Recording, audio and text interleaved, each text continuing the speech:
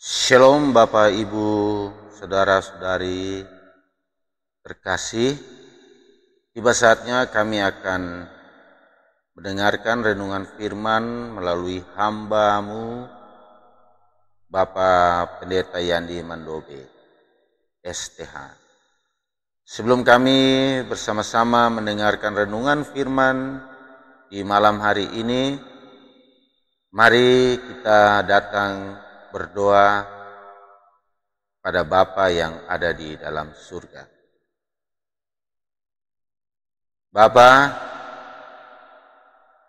terima kasih banyak kami bisa meluangkan waktu di malam hari ini untuk bersekutu dengan Engkau melalui hamba-Mu Bapak Pendeta Yandi Mandobe, STH. Kiranya firman yang akan disampaikan oleh hamba-Mu ini akan menjadi makanan rohani kami, akan menjadi kekuatan iman kami selalu bertumbuh untuk memuji dan memuliakan akan nama-Mu. Hanya di dalam nama Tuhan Yesus Kristus kami siap mendengarkan firman-Mu di malam hari ini. Amin. Janji Allah itu adalah janji penyelamatan yang merupakan inisiatif dari Allah. Tidak ada intervensi dari pihak mana. Dia yang berjanji, dia berinisiatif berjanji, dan dia melakukan sesuatu terhadap apa yang dia janjikan terhadap umatnya. Inisiatif penyelamatan dari Allah. Itu janji. Kedua, saudara-saudara, bangsa Israel dituntut untuk merespon janji itu. Dari Tuhan Allah berjanji. Bangsa ini dituntut untuk merespon janji itu dalam ketaatan memelihara hukum-hukum. Jadi ada janji kepada bangsa ini. Mereka dituntut merespon janji ini dengan menaati hukum-hukum, memelihara hukum-hukum, memelihara hukum-hukum itu. Jadi ini tanda mereka berespon terhadap janji Tuhan. Ketiga, kalau mereka sudah tahu bahwa ada janji Tuhan dan mereka berespon, ada sesuatu yang mereka dapat. Apa yang mereka dapat? Ketaatan ini dihargai dengan kehidupan yang intim, keintiman dengan Tuhan Allah. Hidup intim dengan Tuhan Allah. Ada janji, respon terhadap janji menghasilkan keintiman hidup dengan Tuhan Allah. Hidup yang baik.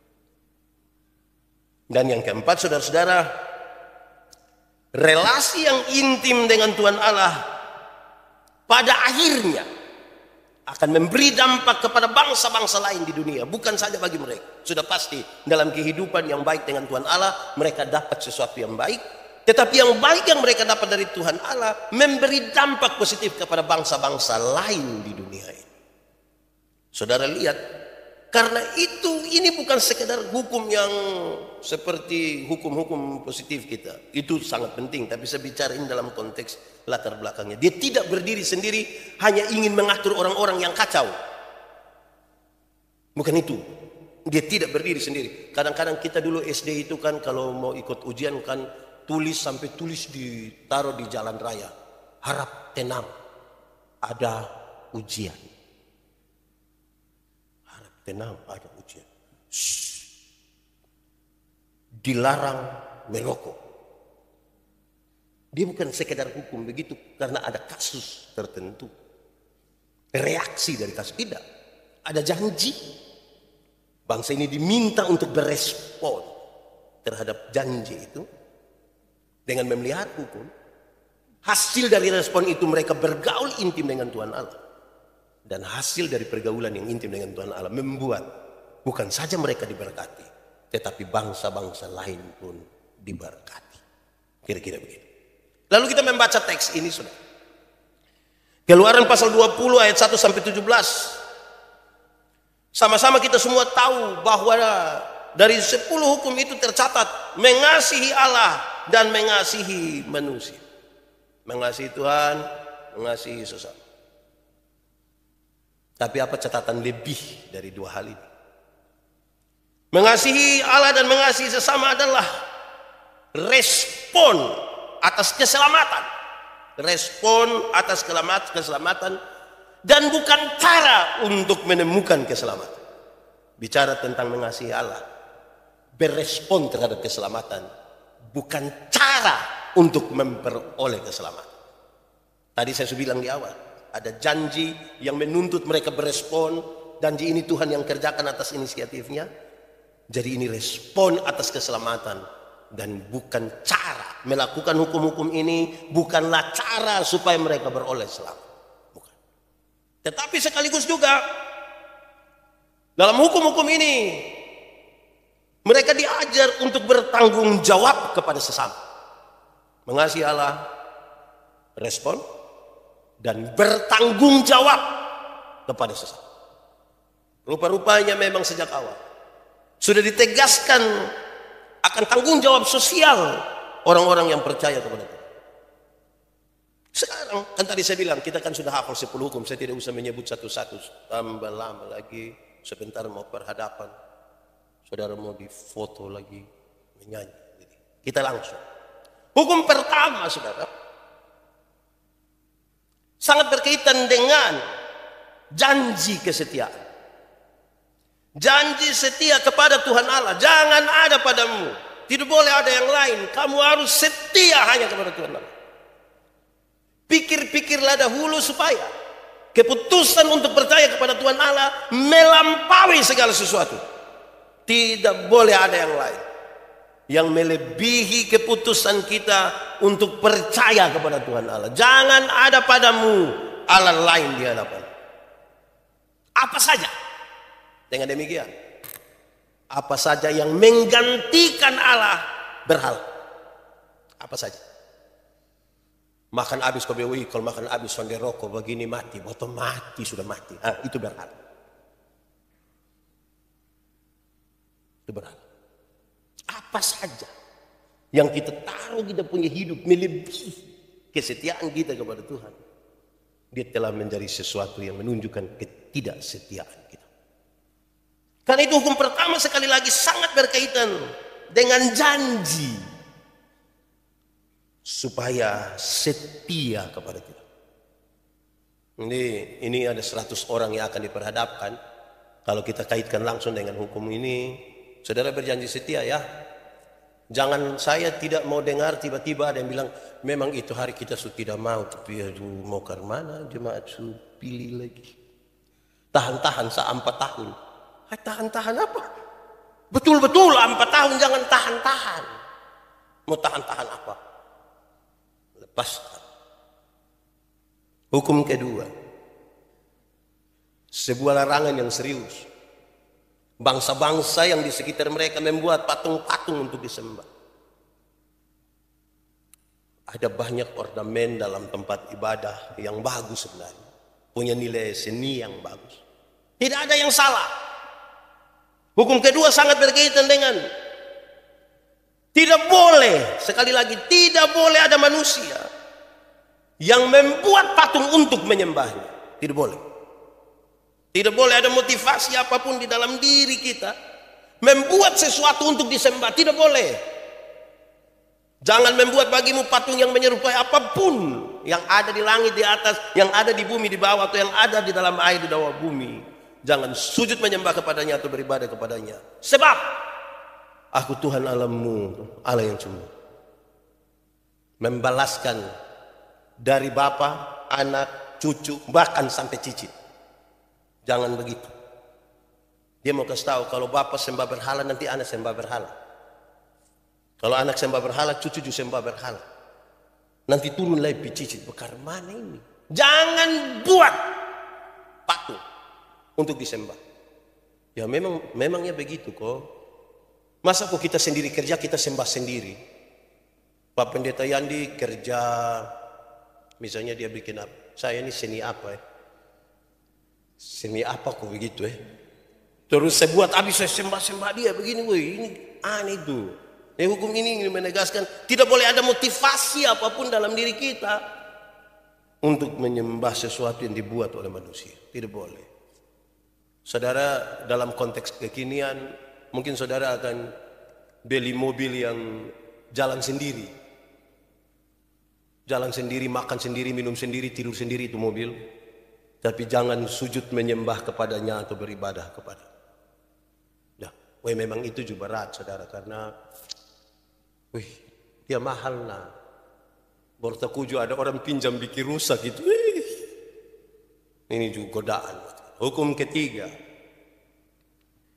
Saudara-saudara, tidak boleh pakai nama Tuhan. Hukum ini bilang jangan menyebut nama Tuhan Allahmu dengan sembarangan. Karena masa itu sangat kental orang pakai nama-nama ini, nama itu untuk banyak kepentingan. Dan hukum ini dimaksudkan sebagai tanda kesetiaan kepada Tuhan Allah. Maka hukum ketiga melarang tidak boleh menyalahgunakan nama Tuhan Allah dalam sumpah palsu, sihir, ataupun dalam umpatan, makian, main gila. Jangan pakai nama Tuhan. Jangan pakai nama Tuhan. Jangan bersumpah palsu. Omong kosong lah berbilang demi nama Tuhan. Berhenti. Tidak boleh. Tidak boleh pakai nama Tuhan untuk kepentingan yang begitu-begitu. Ada yang memang gila. Kita di Kupang ini bukan Tuhan. Tuher. Yang begitu-begitu stop sudah. Yang sedikit-sedikit dia. Tuhere. Aduh, stop. Itu bukan barang main gila itu. Jadi jangan pakai ini nama yang kudus, nama yang suci, yang disembah. Masa saudara berjanji setia kepada istri, kepada suami, kepada Tuhan, saudara pakai dia pun nama kok omong-omong bepu istri. Pagi-pagi sukanya di atas rumah berlompat. Itu kan nama itu tidak boleh dipakai untuk kepentingan sihir. Di sini ada yang sihir-sihir. Pakai untuk kepentingan mengumpat atau untuk kepentingan sumpah palsu. Berarti ini punya tanggung jawab yang besar ya. Hukum keempat. Disebutkan dalam hukum keempat sebenarnya saudara-saudara. Kalau kita belajar dari pasal 16 ayat 23 sampai 27. Itu pertama kali hari itu dipelihara oleh bangsa ini. Mereka harus menyiapkan satu hari Sabat. Penjelasannya cukup panjang berkaitan dengan Allah yang menciptakan langit dan bumi dan seterusnya. Tidak ada tradisi kuno manapun yang menyempatkan satu hari sebagai tempat beristirahat dan menyembah, tidak ada. Karena itu ini sesuatu yang cukup unik dalam relasi dengan Tuhan Allah. Benar-benar harus ada sesuatu yang khusus bagi Allah. Bahkan tentang hari. Sudah cukup banyak hari yang kita pakai untuk kepentingan kita semata. Ingatlah akan hari. Saya yakin saudara-saudara ini bekerja dan saudara-saudara capek bekerja. Senin sampai Sabtu sudah cukup capek. Memang enak kalau hari Minggu tidur-tidur saja. Terus orang kasih makan kita, CI datang sendiri. Itu enak untuk begitu. Tapi jangan lupa untuk beribadah. Jangan lupa untuk beribadah. Siap satu hari yang khusus untuk Tuhan. Sudah banyak yang kita kerjakan bagi diri kita. Dan yang kita dapat itu Tuhan yang memberinya pada kita. Siapkanlah satu hari. Saya tidak mau masuk pada soal Sabat itu hari apa, hari apa. Saya tidak masuk di situ, bikin kita kepala sakit. Saudara harus menyiapkan satu hari khusus. Atau kalau lebih baik adalah tiap-tiap hari diberikan waktu khusus bagi Tuhan. Saya berharap kita semua ini yang majelis, yang sudah diteguhkan, ini pengurus UPP dong semua ini, ada jam doa, jam sembahyang. Duduk-duduk sedikit, ajak istri, mari kita doa. Mau makan, ingat berdoa. Jangan sudah terlanjur makan baru anak-anak bilang, Papa, aduh. Bapak tadi beli beras satu karung, Bapak sudah doa memang untuk beras habis. Jangan begitu. Ingat doa-doa. Tapi saya setiap kali omong begini saya ingat kok Paul kasih saya gula-gula baru pas saya makan baru dia bilang Pak Kenapa kalau yang nasi dos kita doa kalau gula-gula. Saya bilang dulu Om Beta kok. Ingat.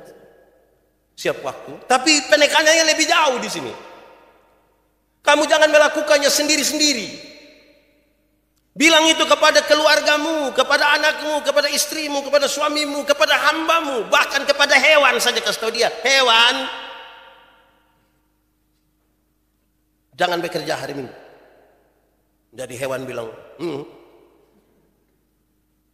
jangan pakai itu hewan dan bekerja hari Minggu. Diam di situ. Jangan sampai ada yang bilang, saya tidak kerja, ini hanya hewan.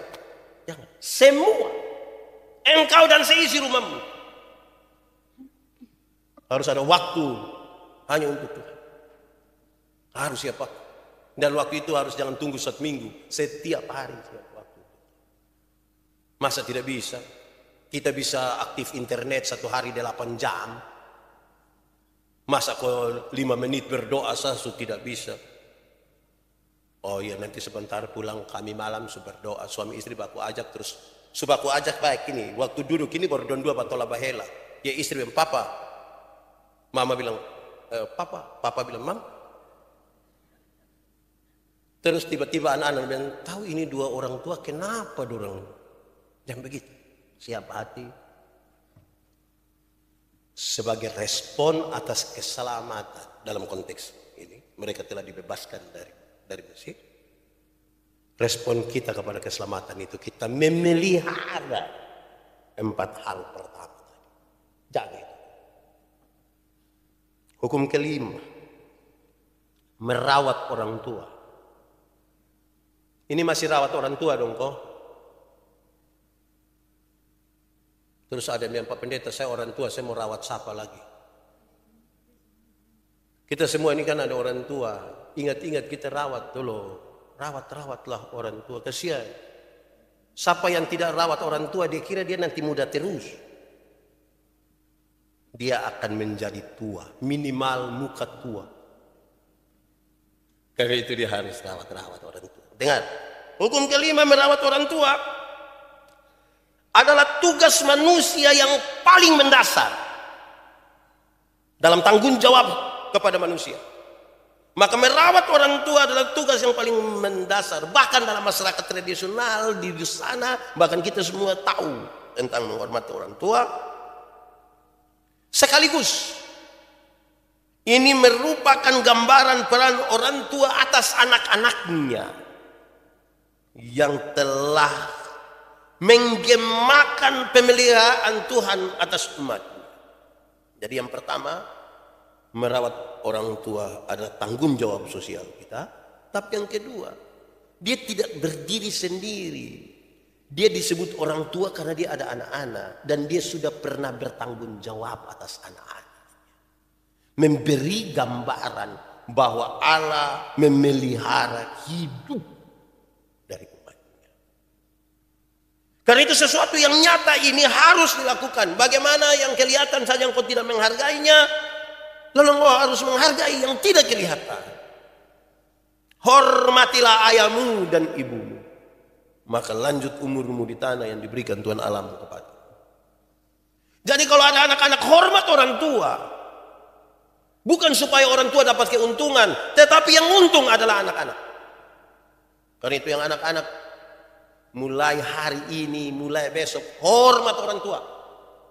Bangun pagi langsung, bukan itu. Laksanakan tanggung jawab sebagai anak atas orang tua. Sekali lagi, hukum ini respon ya.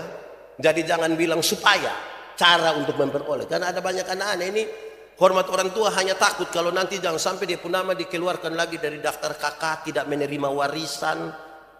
Jangan itu. Itu tidak begitu. Ini tanggung jawab sosial. Karena kita ada hidup sama-sama. Orang tua ini kan tambah hari dia punya tenaga tambah lemah. Jonathan umur 7 tahun lebih sedikit. Waktu dia 4, 5, 6 tahun itu dia langsung naik di sini. Dia pun bapak bawa lari saja naik tangga. Sekarang mulai 8 tahun, mau 8 tahun dia naik berani 2 kali naik tangga itu dia pun bapak mulai lemah. Tahu dia pun bapak siapa itu? Dia pun bapak langsung lemah. Ngerti orang tua itu mengalami penurunan. Itu anak-anak urus. Memang anak-anak ada sibuk. Tapi tolong jangan lupakan orang tua. Amin kok. Saya mau kasih tahu yang anak-anak mantu dong. Anak mantu. Oh di sini tidak ada yang menikah di sini.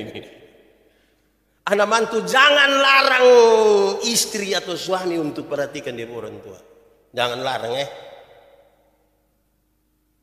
Tapi kadang-kadang kita ini istri baru mau pi, kalau lihat mama pi, selalu pulang. Urus lupa mama sih. Biar beta orang lain yang urus. Jadi begitu. Ada waktu, tapi bukan juga tiap hari pi urus di situ. Saudara tahu, akan tiba waktunya seorang laki-laki akan meninggalkan ayahnya dan ibunya bersatu. Betapa kuatnya rumah tangga itu, sampai bahkan orang tua pun kita tinggalkan. Jangan sampai alasan urus orang tua sudah tidak urus suami lagi, tidak urus istri lagi, itu juga salah juga. Tapi tanggung jawab sosial ini mesti dilaksanakan. Urus orang tua. Anak-anak kalau sudah sempat urus orang tua, baru besok-besok orang tua mati, dia sedih. Tapi dia bilang, sudah Pak, tidak apa-apa. Ini kita sudah melakukan yang terbaik, selebihnya itu Tuhan. Ini tidak urus orang tua, tapi orang tua mati dia duduk paling depan. Lihat tamu datang sengaja. Hei, pencitraan itu. Tidak usah yang begitu-begitu. Urus saja. Urus baik-baik. Tuhan tidak buta. Tuhan tahu kita punya hati yang tulus pada orang tua. Anak-anak donju, yang anak-anak muda dong yang belum menikah ini jangan bertengkar dengan orang tua. Baru pacaran sama dengan satu laki-laki mau tinggalkan orang tua. Saya tidak mau dengar mama. Pi. Tolong kau jaga Bapak. Orang tua itu dia omong itu kan dia sudah lewat semua. Yang dia belum lewat itu adalah kematian. Yang lain dia sudah lewat. Jadi kalau dia sudah bilang, anak don tolong hormat dia. Kok kita hormat dia ini apa yang kurang? Perhatikan sedikit ke orang tua. Begitu toh. Saya suka bilang jangan orang tua sakit sedikit baru dia sampai ke BNT sertifikat. Dengan ini ATM. Mama suka agak pikun-pikun tapi kasih tahu ini pin ATM. Besok mama sudah tahu keluar berapa. Jadi hormatilah ayahmu dan ibu. Pak Pendeta, sepuh orang tua itu tidak pernah perhatikan saya. Tugas kita perhatikan orang. Tidak usah bertengkar lagi kok dia tidak perhatikan kita kenapa. Perhatikan. Tidak apa-apa. Hukum keberapa? Hukum ke-6 sampai hukum ke-9. Jangan membunuh, jangan berzina, jangan mencuri, jangan tipu. Adalah sebuah refleksi dari sebuah keseriusan melakukan pelanggaran. Ini bisa dibawa di hadapan pengadilan. Ini diingatkan kepada kita. Hati-hati karena dengan 4 hal itu kamu bisa diperhadapkan di pengadilan. Jangan. Dia sampaikan itu. Tapi saya langsung ke hukum ke-10. Karena walaupun dia menyebutkan 4 hal itu, tapi di bagian yang terakhir, hukum ke-10 menekankan sesuatu yang lebih luas dan yang lebih dalam dari sekedar tertangkap, yaitu keinginan. Ketika saya menginginkan sesuatu dan saya tidak melakukan, saudara tidak bisa tangkap saya bawa kemanapun. Tapi betapa kuatnya hukum ini. Hati-hati dengan keinginan. Karena keinginan bisa menjadi sumber malapetaka. Dia sebutkan, jangan mengingini apapun juga yang dipunyai oleh seseorang. Jangan. Pendeta yang dipu alis pun bagus. Jangan. Bikin sendiri. Jangan mengingini. Saudara lihat, kalau pertanyaannya adalah masih relevankah? Jawabannya iya. Sangat. Ini disampaikan ribuan tahun yang lalu. dan masih relevan hingga hari ini. Bahkan hukum-hukum ini mengatur sampai barang yang tidak bisa dituntut sekalipun, yaitu keinginan. Saudara, itu penjelasan teks. Khotbah belum habis, tambah sedikit. Lalu bagaimana dengan tema kita? Menghormati Allah dengan menaati firman-Nya. Hanya ada berapa? Intinya lebih dari satu. Satu, ingat, kita hidup bagi Allah dan hidup bagi manusia. Menghormati Allah dengan menaati firman itu memposisikan manusia untuk menyadari hidup bagi Tuhan dan hidup bagi sesama. Pakai bahasa yang harus saya pertanggungjawabkan dengan sangat kuat adalah jangan sampai kita terlalu ingat Tuhan sampai lupa ingat orang. Jangan sampai terlalu ingat orang sampai lupa ingat Tuhan. Ada orang yang dia mau berdoa sah. Ada apa-apa dia mau berdoa. Mama tolong siapkan kita sup ayam dulu. Iya, orang ada berdoa. Kasih. Mama kau tolong siap sup ayam. Sup ayam apa? Sup ayam mati toh. Masa ayam hidup mama bikin sup? Ingat Tuhan, ingat sesama. Itu tanggung jawab kita dalam kaitan dengan menghormati Allah dan menaati firman. Tanggung jawab sosial kita juga kita jalankan. Tapi tanggung jawab sosial ini juga diatur. Saya senang kalau saya pergi di toko-toko dan tulis bilang, untuk semua sumbangan, tidak menerima semua sumbangan. Nah, itu juga baik. Kecuali kalau sudah menghadap RT. Bisa juga. Itu juga boleh. Tapi yang dimaksud di sini adalah saudara, tanggung jawab sosial kita untuk mengasihi sesama. Mulai dari orang tua, saudara, teman, segala macam. Harus dilakukan. Hidup bagi Allah dan hidup bagi manusia. Kedua, ketaatan adalah hasil dari relasi, bukan sanksi. Ulang. Ketaatan itu hasil dari relasi dan bukan sanksi. Jadi karena kita berelasi dengan Tuhan membuat kita taat. Bukan karena takut hukuman. Maka membuat kita taat. Itu dua hal yang beda. Menghormati Allah itu relasi. Yang membuat orang-orang yang menghormatinya taat. Bukan takut kepada sanksi. Masih banyak orang taat kepada perintah. Dia tidak melakukan ini, tidak melakukan ini, tidak melakukan ini. Karena takut terhadap sanksi. Karena itu saya kira pesan ini penting bagi kita.